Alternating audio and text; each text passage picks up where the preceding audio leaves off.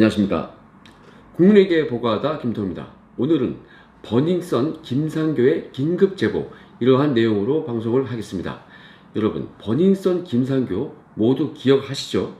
제가 이 김태우TV 방송에서 김상교와 신재민 이 두 명의 공익신고자를 찾았는데요.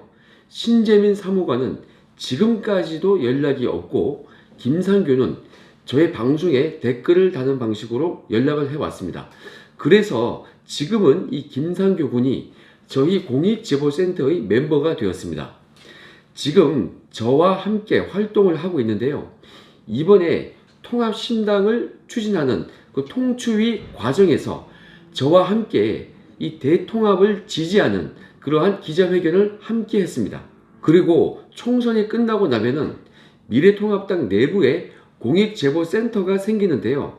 아마도 제가 지금 하고 있는 저의 그 모임이죠. 이 공익제보센터를 그대로 복사를 해서 이 통합당 내부에 만들어지면은 그때 센터장으로 제가 활동을 할 것 같습니다. 그리고 김상교 군도 여기서 활동을 할 것입니다. 제가 당선이 되든지 안 되든지 저와 김상교 군 그리고 저희 이동찬 변호사가 통합당 내부의 그 공익제보센터를 이끌어갈 것입니다. 그런데 여러분, 최근 이 미국 국무부의 인권보고서가 이게 알려져 가지고 정말 국제적으로 나라 망신을 시킨 사건이 있었죠. 조선일보, 중앙일보, 그리고 연합뉴스 뭐 이것저것 할 거 없이 대서특필이 되었습니다. 이 인권보고서에는 조국이 자신과 그 가족이 지위를 부당하게 이용하고 딸을 위한 학문적 이득과 부적절한 투자 수익을 부정하게 얻으려고 했던 그러한 의혹이 제기되어 가지고 법무부 장관으로 임명된 지 35일 만에 사임했다. 그리고 10월 24일에 조 장관의 아내가 딸의 의대 지원과 관련한 그 증거를 인멸하고 자격 서류를 위조한 혐의로 구속영장이 발부되었다는 뭐 이러한 내용을 작년 11월을 기준으로 해서 작성이 되어 있습니다. 이것이 보도가 되었습니다. 그리고 이 인권 보고서에는 강남 나이트클럽 버닝썬과 경찰의 이 유착 의혹, 이것을 부패 사례로 보고를 했는데요. 성폭행 은폐 의혹으로 시작된 이 사건이 경찰 비리로 연결이 되어 가지고 관련 경찰이 체포나 유죄 선고가 있었다. 뭐 이렇게 기술이 되어 있습니다. 여러분, 정말 이 조국과 버닝썬 사건이 전 세계적으로 나라 망신을 주고 있습니다. 그런데 여러분, 이 김태우TV가 언론에 나온 거 그것을 그대로 읽어주는 뭐 그런 곳은 아니죠. 자, 오늘은 이 미국 국무부의 인권보고서 이게 어떻게 나왔을까, 이런 것에 대해서 우리 김상교로부터 전해 들은 그러한 이야기가 있어서 그것을 여러분께 소개를 해 드릴까 합니다. 작년에 버닝썬 사건이 있고 나서 국내 언론에서는 뭔가 이것을 좀 제대로 깊숙하게 파는 그런 기사는 나오지 않았습니다. 전반적으로 뭔가 억지로 덮이는 듯한 그러한 느낌이 정말 크게 들었습니다. 그래서 김상교 군이 신변의 위협을 많이 받았습니다.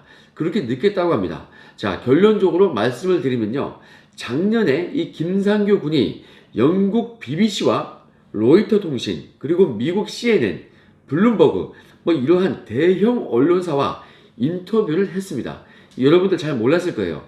이러한 인터뷰 당시에 이 김상규 군이요, 버닝썬 사건과 그것과 연결된 중국 펀드 승리와 린사모 이야기 뭐 좀 알려져 있죠. 이런 거는 이런 거에 대해서 자신이 알고 있는 모든 것을 세세하게 인터뷰를 주었다고 합니다. 정말 자세히 얘기했대요. 특히 CNN 방송과는 그 CNN 뉴스 방송 차량 안에서 무려 6시간 동안 인터뷰를 했다고 합니다.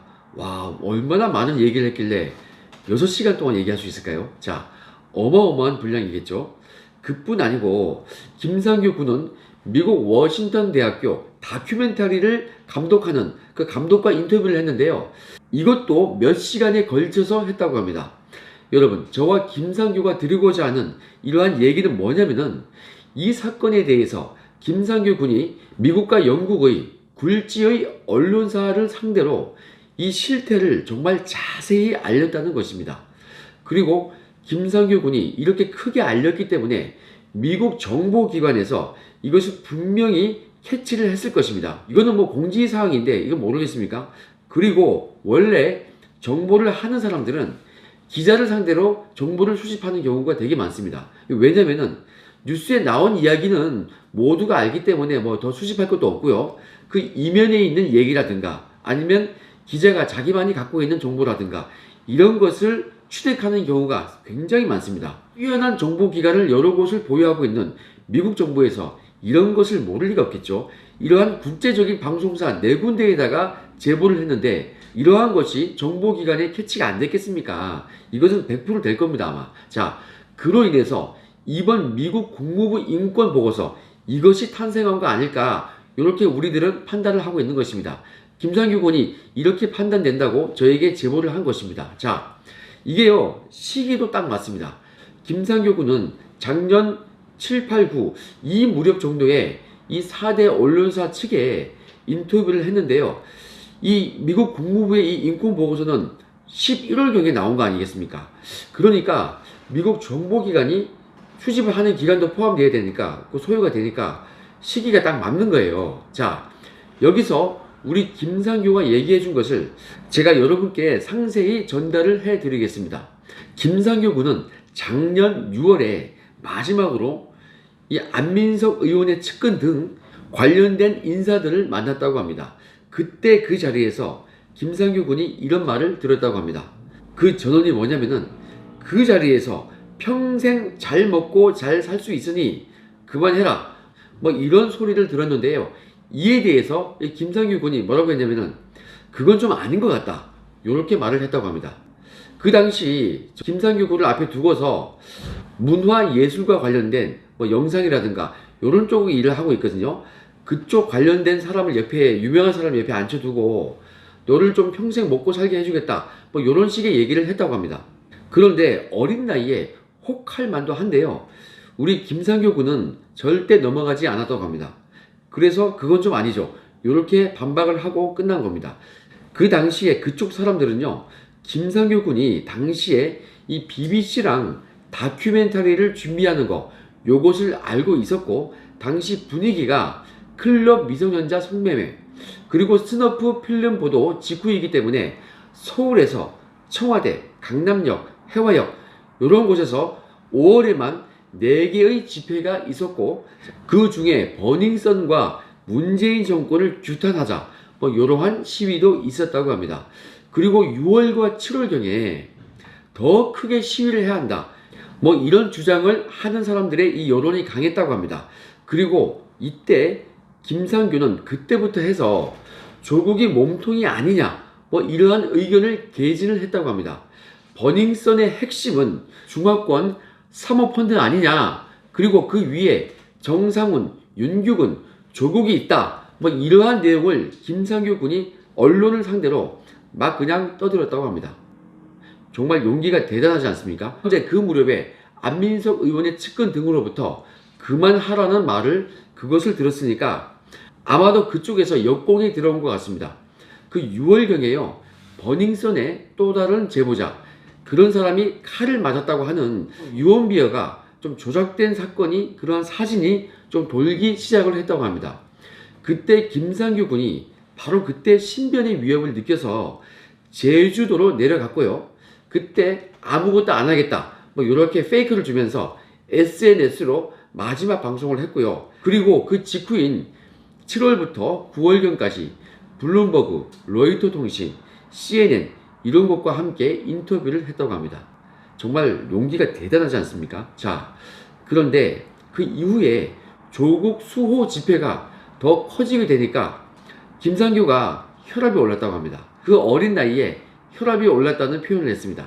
뭐 열받았다 뭐 이런 말 아니겠습니까? 자, 그래서 10월 3일 우파의 그 개천절 집회 하루 전날에 변호사의 그 참여하에 김상규 군이 자기가 가지고 있는 증거를 근거로 해가지고 조금 문제가 안 되는 선까지 해서 여권 인사들과 안민석 의원 등에 대해서 기사를 내보낸 것이라고 합니다. 그리고 김상규 군은 외신 인터뷰마다 조국 펀드 그리고 린사모 뭐 이러한 관련 이야기를 굉장히 자세하게 자신이 알고 있는 모든 것을 이야기를 해 주었다고 합니다. 또한 한국의 정치 상황과 검경 수사권 조정 뭐 이러한 민감한 내용까지 모두 외신 측에 설명을 해 주었다고 합니다. 김상규 군은 이러한 국제적인 메이저 언론사 측에 너무도 많은 제보를 했고요. 그 중에서 BBC 방송에 이 K-팝 스캔들과 관련해가지고 여성 피해자, 클럽 성문제 뭐 이러한 내용을 제보를 해가지고 마약 성폭행을 당한 피해 여성에 대한 그러한 다큐멘터리 형식으로 방송이 만들어진 것이라고 합니다. 이것이 BBC 다큐멘터리에 나온 건데요. 그게 방송이 된 지 단지 일주일 만에 무려 30억 뷰가 나왔다고 합니다. 김상규 군은 저보다 나이가 16년 좀 어리거든요. 아직 만으로 28세입니다. 이 친구가 이 어린 나이에 정말 깡이 있지 않습니까? 그래서 참 제 마음에 들었습니다. 자, 여기까지가 이 김상규 군의 전언인데요. 조만간 이 제 방송에 출연을 해가지고 본인의 입으로 직접 생생하게 여러분들께 전달을 해줄 것입니다. 여러분, 아무튼 이 김상규가 전 세계적인 언론사들을 상대로 해가지고 이렇게 구체적이고 상세히 제보를 했으니까 미국 정부에서 이것을 과연 모르겠습니까? 당연히 이런 정보는 수집이 그냥 되는 것입니다. 이게 뭐 상당히 보안도 아니고 기자들이 알고 있는 수준이기 때문에 언론에 나오지 않은 것도 많거든요. 이런 정보가 곧바로 정보기관에 쉽게 수집이 되는 것입니다. 자, 그래서 이러한 미국 정부가 인권보고서에 이것을 수록한 거 아니겠습니까? 자, 김상규 군이 CNN 측에는 이 BBC보다 더 많은 것을 알려주었다고 하는데요. 무슨 사정이 있었는지 아직까지는 방송으로 나오지는 않았다고 합니다. 여러분, 이 어린 청년 김상규가 참으로 많은 고생을 했습니다. 우리 공익제보센터 이동찬 대표가, 이동찬 변호사가 이 김상규 군의 여러 가지 일에 대해서 보호를 지금 해주고 있고요. 저하고도 이 통합당 내부에 만들어질 공익제보센터 요 업무를 같이 할 예정인데요. 그러니까 여러분들께서 많이 응원을 해 주시기 바랍니다.